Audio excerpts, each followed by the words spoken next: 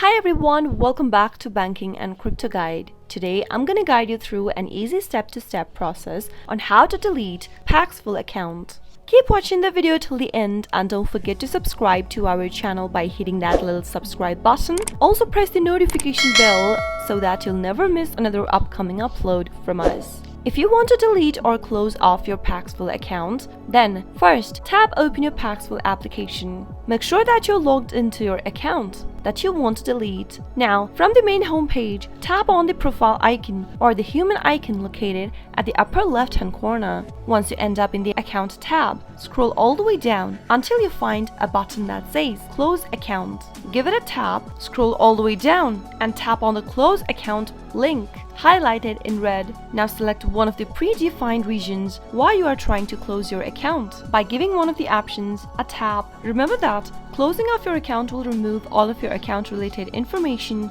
and you won't be able to verify a new Paxful account using the phone number that you are currently using on this account. Check this little box at the bottom and tap on Send a Request. Now, you'll receive an inbox from Paxful on your email address associated with the account when your account has been closed. That is how you'll be able to delete your Paxful account if you don't want to use it anymore. I hope the tutorial was helpful to you.